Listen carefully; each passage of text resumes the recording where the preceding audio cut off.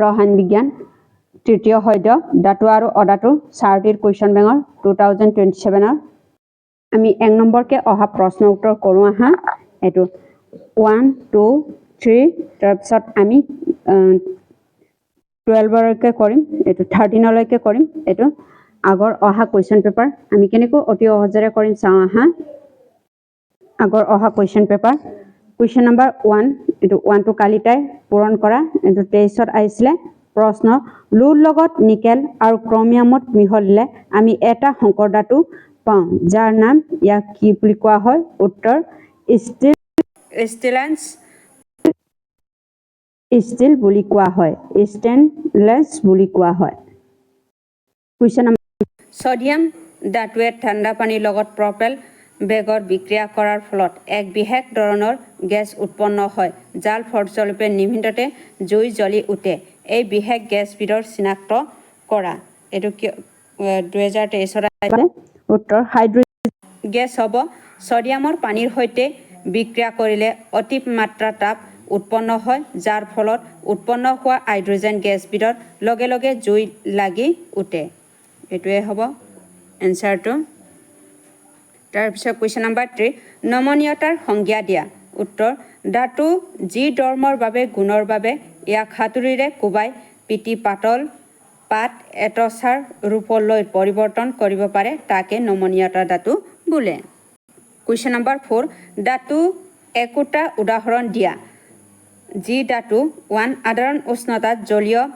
two কি হ'ব পাৰা বা মাৰ্কাৰী হ'ব 2 তাপ কম পৰিবাহীটো কি হ'ব অসি বা লেড বা পাৰা বুলি কোৱা হয় কুৱেশ্যন নম্বৰ 5 ধাতুৰ বস্তুৰ ৰং প্ৰপেল দিয়া হয় কিয় এটো উত্তৰটো ধাতু বায়ুমণ্ডলৰ অক্সিজেন আৰু জলীয় বাষ্পৰ সংস্পৰ্শৰ পৰা আঁতৰাই ৰাখিব মামৰে ধৰা প্ৰতিৰোধ কৰিবলৈ ধাতুৰ বস্তুৰ ৰং প্ৰপেল দিয়া হয় তাৰপিছত কুৱেশ্যন নম্বৰ 6 পানীত দ্ৰৱীভূত হোৱা দুটা ধাতু অক্সাইডৰ নাম লিখা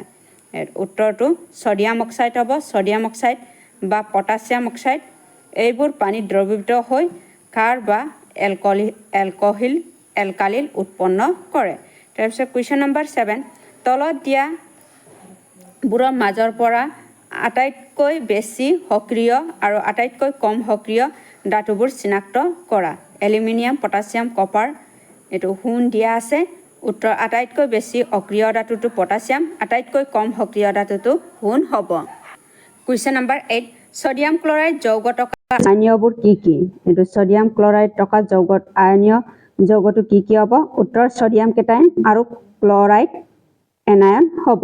তাৰপিছত কুৱেশ্যন নম্বৰ 9 ধাতুৰ নমনীয়তা কাক বোলে উত্তৰ ধাতু যি ধৰ্মৰ বাবে ইয়াক হাতুৰিৰে পিটি ভাঙি নোহোৱাকৈ পাতল চাদৰ বা পাত বনাব পাৰি তাকে ধাতুৰ নমনীয়তা বোলে এটো হ'ব তাৰপিছত কুৱেশ্যন নম্বৰ 10 ধাতু আৰু অক্সিজেনৰ মাজত যোজন হলে কোন প্ৰকাৰৰ অক্সাইড উৎপন্ন হয় উত্তৰটো অম্লিক অক্সাইড বা প্ৰশমন অক্সাইড যেনে কেলছিয়াম অক্সাইড আৰু পানী হ'ব এটো প্ৰশমন হ'ব কেলছিয়াম অক্সাইডটো অম্লিক তাৰপিছত পানীটো প্ৰশমন বিক্ৰিয়া হ'ব কুৱেশ্যন নম্বৰ 11 নৰ 1 2 ধাতু দুটি টকা অধাতুটোৰ নাম লিখা এটো কি হ'ব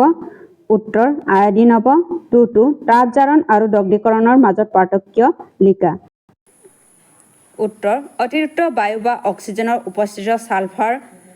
আকৰিক উত্তাপ্ত কৰি অক্সাইডলৈ ৰূপান্তৰ কৰা প্ৰক্ৰিয়াটোক আমি তাপ জাৰণ বোলে আনহাতে সীমিত বায়ুৰ উপস্থিত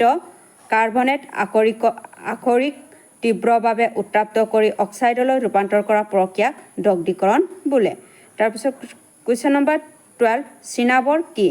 উত্তৰ চিনাবৰ হৈছে পাৰা বা মাৰ্কাৰীৰ এটা প্ৰধান সালফাইড আকৰিক হ'ব তাৰপিছত কুৱেশ্যন নম্বৰ 13 বৈদ্যুতিক তাঁৰ জোৰ লগাওঁতে ব্যৱহাৰ কৰা অংকৰ ধাতুটোৰ নাম লিখা ইয়াত কি হ'ব উত্তৰ সিলিকা বা চেলভাৰ হ'ব ই অসি আৰু টিনৰ এটা মিশ্ৰণ হ'ব